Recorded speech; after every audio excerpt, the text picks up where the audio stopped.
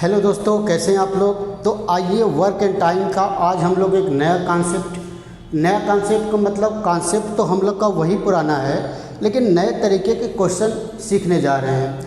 देखिए बोर्ड पर लिखा है कि मजदूरी वाले प्रश्न। एक हम लोग एग्ज़ाम में आता है कि मजदूरी वाला प्रश्न, टाइम एंड वर्क चैप्टर के अंदर ही एक मजदूरी वाला क्वेश्चन आता है। जैसे कोई काम है जिसको 3 मजदूर, मान लीजिए कोई भी 3 मजदूर ABC हैं, A, B और C, और इसको 900 रुपये में काम करने का ठेका ले लिए। 900 रुपये में काम करने का ठेका लिए तो पूछेगा कि काम समाप्त होने के बाद अगर कुल मजदूरी 900 मिली तो बताइए तीनों को अलग अलग कितनी कितनी मजदूरी मिली होगी।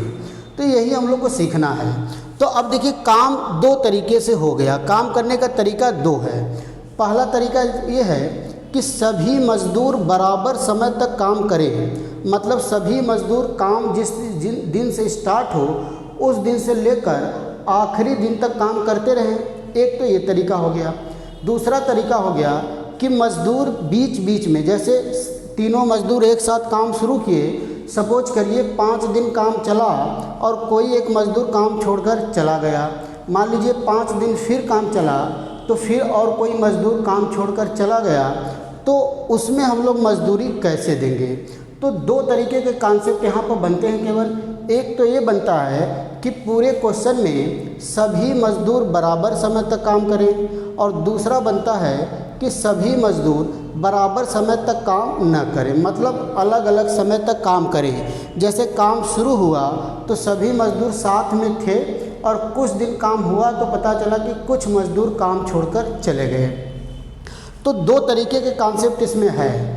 तो दोनों केस में मजदूरी को कैसे डिवाइड किया जाए। तो पहला जो कंडीशन बनेगा कि यदि सभी मजदूर बराबर समय तक काम करें, जैसे पहला केस बन गया यदि सभी मजदूर बराबर समय, यदि सभी मजदूर बराबर समय तक काम करें, मतलब सभी मजदूर एक साथ काम करें, मतलब शुरुआत से लेकर आखिरी तक, तो उनकी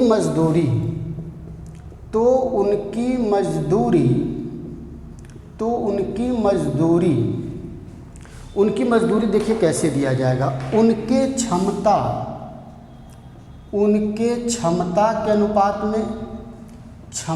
के अनुपात में या उनके द्वारा किए गए काम के अनुपात में। मतलब अगर सभी मजदूर बराबर समय तक काम करेंगे तो जो उनको मजदूरी दिया जाएगा उनकी क्षमता के अनुपात में, जितनी उनकी क्षमता होगा उसी रेशियो में मजदूरी मिलेगी, या फिर उनके द्वारा किए गए काम के अनुपात में मिलेगा, पहला कंडीशन। दूसरा है यदि बराबर समय तक काम न करें, यदि बराबर समय तक काम न करें तो उनकी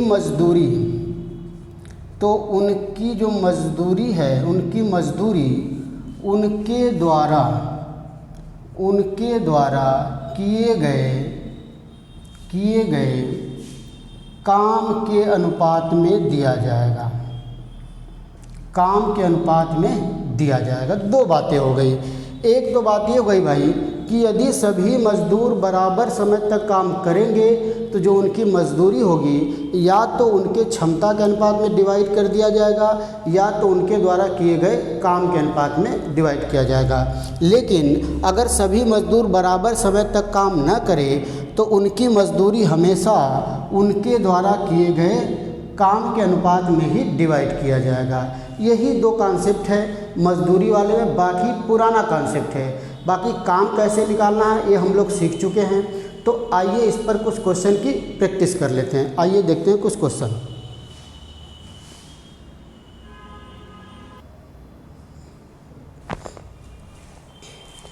आइए दोस्तों मजदूरी पर क्वेश्चन देखते हैं। अभी कॉन्सेप्ट हम लोग पढ़े हैं। दिया कि 3 मजदूर ABC जिनकी क्षमता का अनुपात 3:4:5 है।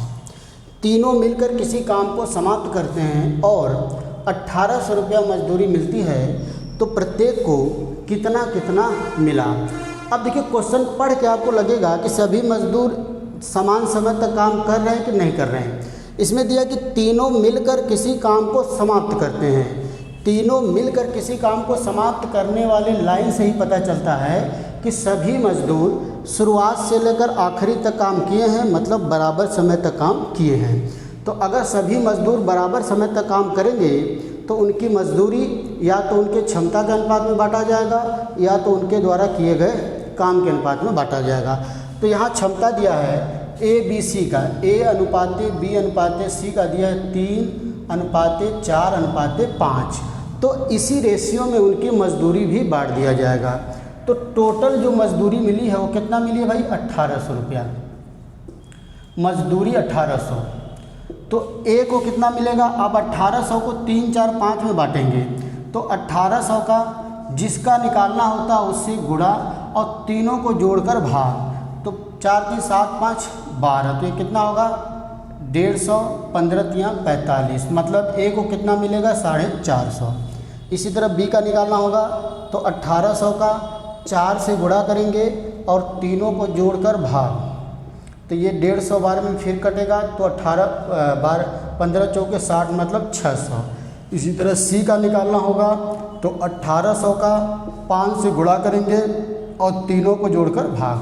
तो 15 बार में कट जाएगा तो 15 × 5 = 75 मतलब 750। यही क्या हो जाएगा? हमारा आंसर हो जाएगा। मतलब A को मिलेगा 450, B को मिलेगा 600 और C को मिलेगा 750। आइए नेक्स्ट क्वेश्चन देखा जाए।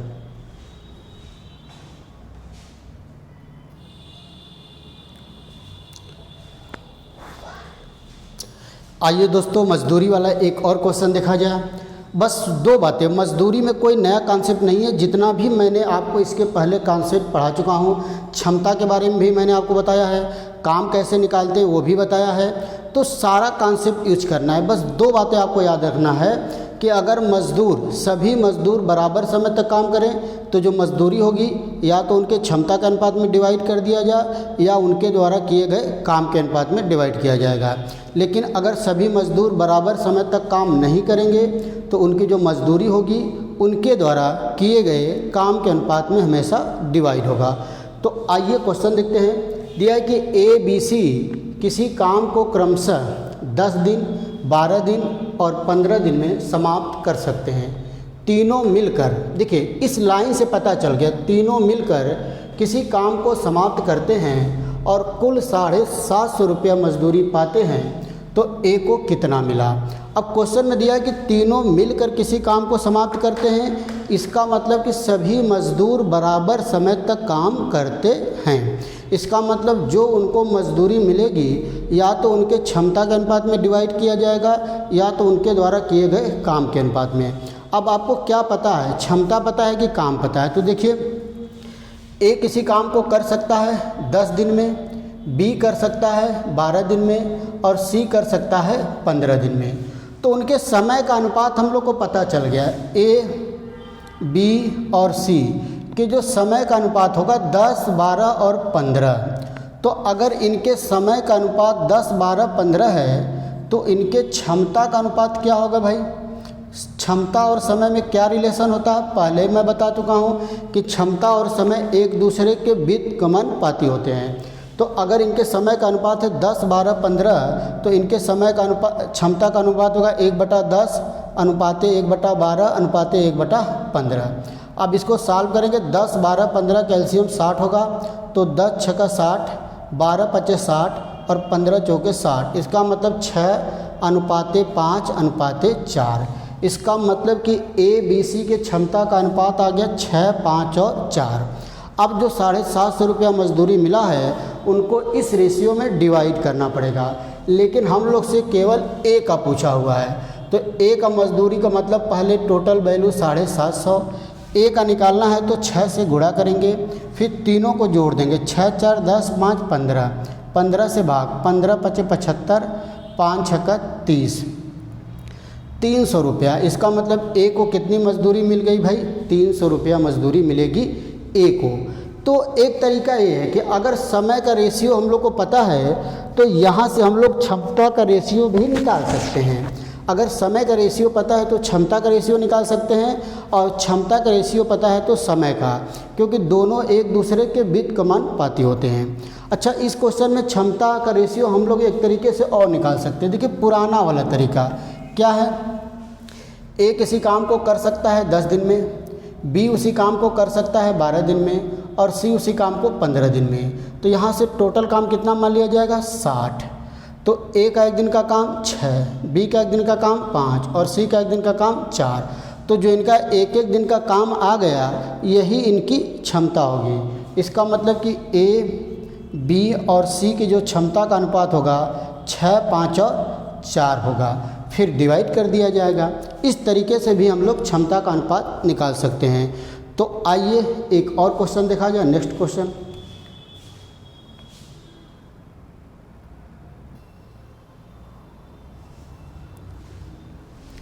आइए दोस्तों अगला क्वेश्चन देखा जाए। देखिए क्या दिया है कि ए और बी मिलकर किसी काम को पूरा करते हैं। ए और बी मिलकर किसी काम को पूरा करते हैं, इसका मतलब ए और बी पूरे समय तक काम किए, मतलब दोनों बराबर समय तक काम करते हैं और मजदूरी क्रमशः 180 रुपया और 450 रुपया पाते हैं। तो उनके क्षमता का अनुपात बताना है। तो अब देखिए जो क्षमता है, जो मजदूरी, अगर सभी मजदूर बराबर समय तक काम करें तो जो उनकी मजदूरी होती है वो उनके क्षमता के अनुपात में दिया जाता है। जो उनकी मजदूरी होती है उनकी क्षमता के अनुपात में होता है। इसका मतलब उनके क्षमता का अनुपात ही उनके मजदूरी का अनुपात होगा और उनकी मजदूरी का अनुपात ही उनकी क्षमता का अनुपात होगा। तो मतलब चाहे क्षमता का अनुपात निकाला जाए चाहे मजदूरी का अनुपात निकाला जाए, दोनों रेशियो क्या होना चाहिए, बराबर। तो अगर मजदूरी दिया है तो हम लोग इसका अनुपात जो निकालेंगे वही उनके क्षमता का रेशियो भी आ जाएगा, क्योंकि मजदूरी किसके अनुपात में दिया जाता है, क्षमता के अनुपात में। तो इनकी मजदूरी 180 और 450 है, तो 180 और 450 का रेशियो 9 दूना 18, 9 पचे 45। इसका मतलब इनकी मजदूरी का अनुपात 2:5 आ गया। इसका मतलब इनके क्षमता का अनुपात भी यही होगा, 2:5 ही होगा। समझ पा रहे हैं, क्योंकि मजदूरी किसके अनुपात में दिया जाता है, क्षमता के अनुपात में। तो मजदूरी का अनुपात अगर 2 और 5 है तो इसका मतलब क्षमता का अनुपात भी क्या होना चाहिए, 2:5 होना चाहिए। आइए नेक्स्ट क्वेश्चन करते हैं, अगला क्वेश्चन।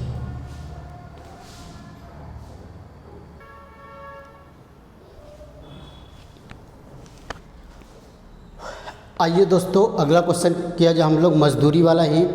तो आप देख रहे हैं कि मजदूरी वाले क्वेश्चन बहुत ही आसान है, केवल 2 ही कॉन्सेप्ट इसमें है, बाकी सब पुराना कॉन्सेप्ट है। क्या कॉन्सेप्ट भाई, अगर सभी मजदूर बराबर समय तक काम करें तो उनकी मजदूरी उनके या तो क्षमता के अनुपात में देंगे या तो उनके द्वारा किए गए काम के अनुपात में देंगे।